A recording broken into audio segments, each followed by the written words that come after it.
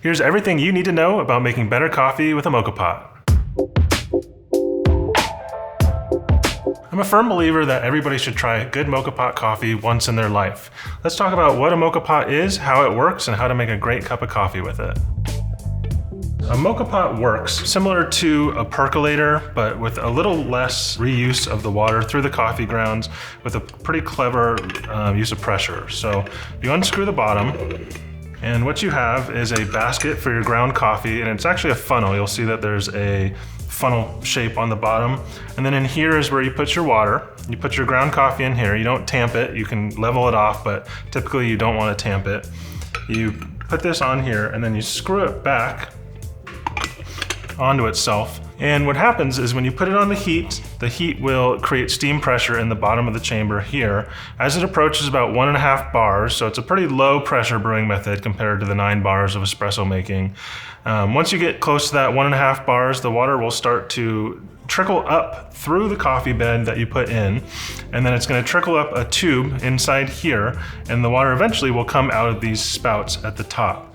And it's going to just sit in that chamber, stay warm while it's finished brewing. And then when it's done brewing, you just close the lid, pour it out, and you enjoy a nice, very strong cup of coffee. So it's a pretty clever mechanism that doesn't require much other than the coffee, the water, and the heat source.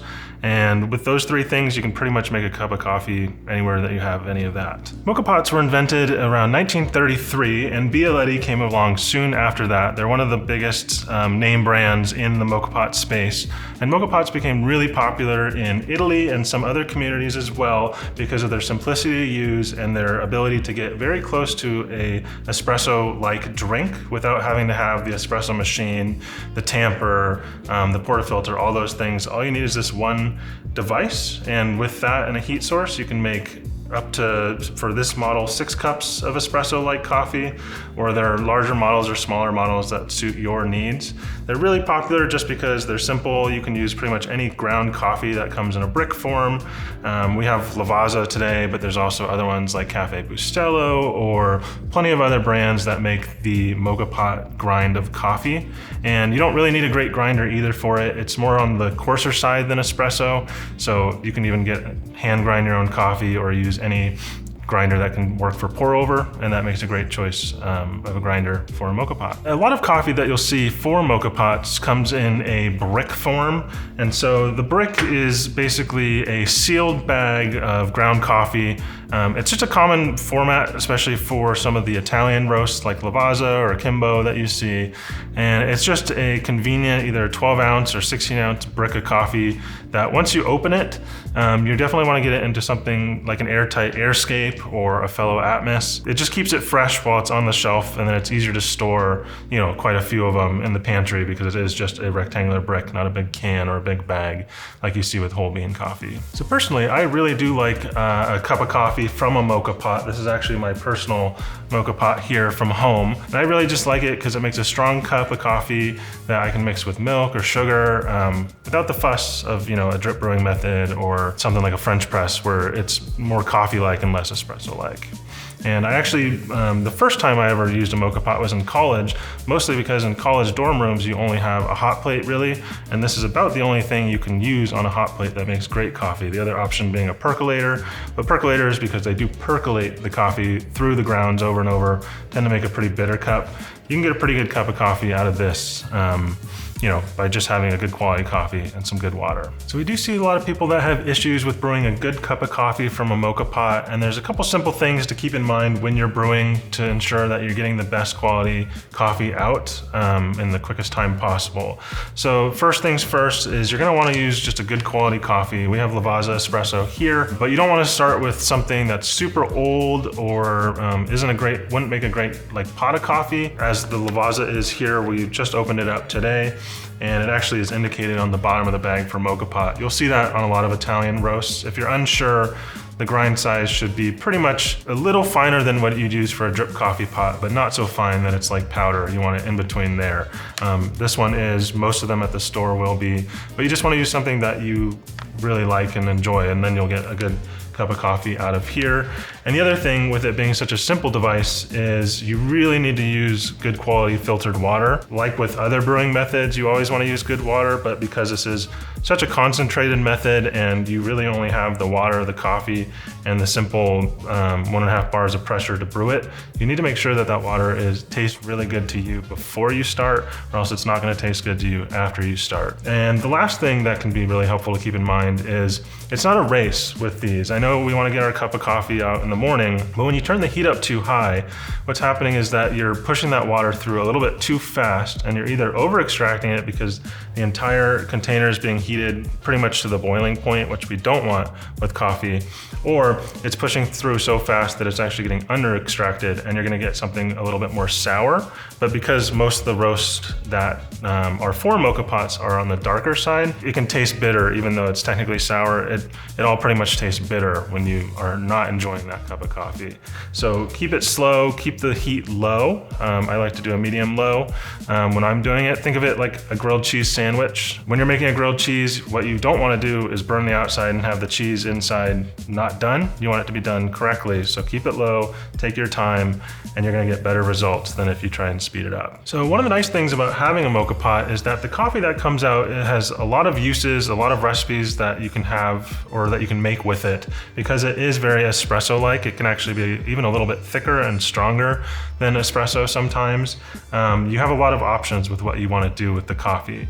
The first thing you can do is make Cuban coffee. It's a pretty common way that people will make Cuban coffee at home.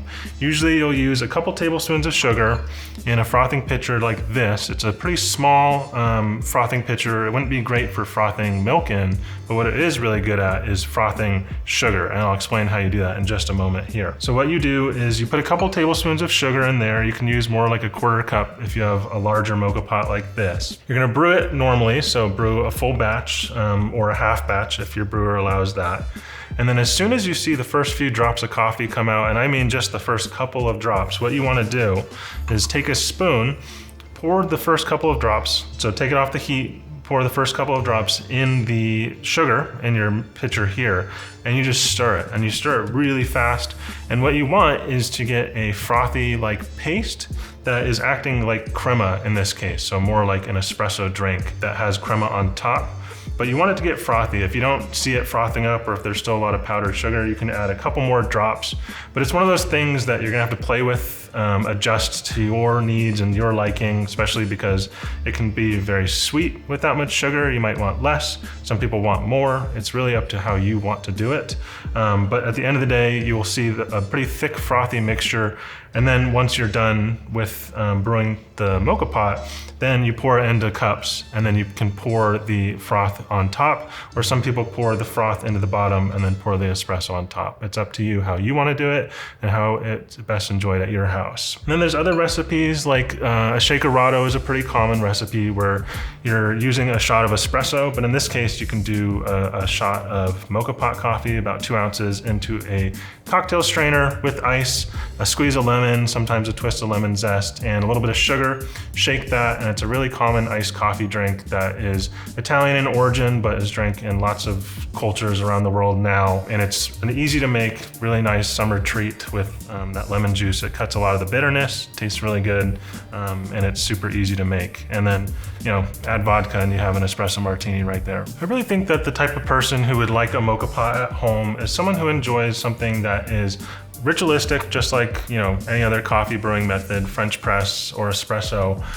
You have a good ritual going, but you want it to be a little bit simpler.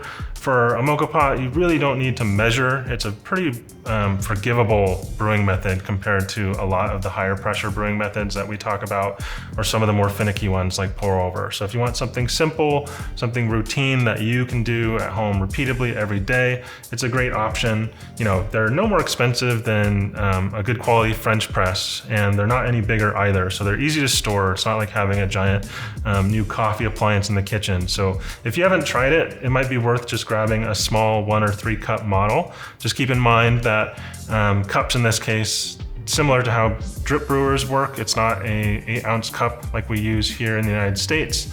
It is actually 2 ounces of water capacity And that ends up usually being about 1.6 to 1.8 ounces of actual coffee. So this 10 cup model, you're getting about 16 ounces of coffee at the end of the day. And with the 6 cup model, right around 9 to 10 ounces. So just keep that in mind that these don't brew huge batches, and the bigger you go, the longer it's going to take and the more coffee you use. So just get one suited to your household. Lots of households in Italy or in Cuban regions, they tend to have multiple sizes for different family gatherings and different sizes of the batch that you want to make. And in terms of sizing, the one thing you do want to keep in mind is that because these go on the stovetop, as soon as you're done brewing the batch, the water is out of the bottom pretty much, and it's as hot as it pretty much can be.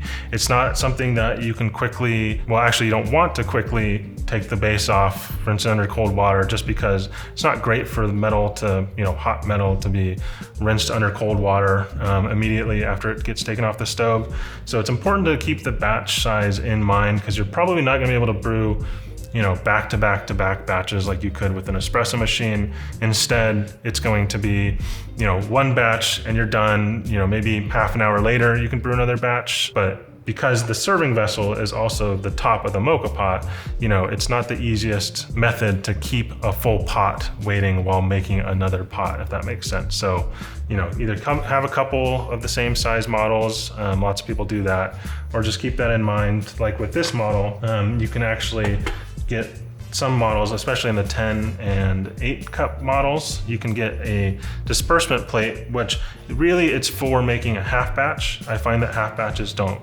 brew as well. Typically you're getting a little less extraction than you would with a full batch, but you can put a half batch in, so half filled up to the safety valve. So instead of filling it up to the bottom of the safety valve, you fill it up about halfway, and then you put in half the amount of coffee, put this on top, and it acts like a second filter to keep the pressure and the grounds in a good place so that they don't get too loose and mix around in there. And then you can make a half batch. So you can make 5 cups or 10 cups with the model. And if you're gonna be making different size batches, that's a great option for you. So that was my guide on how to make a better cup of coffee using a Moka pot at home. If you have any recipes that you like, feel free to share them in the comments below.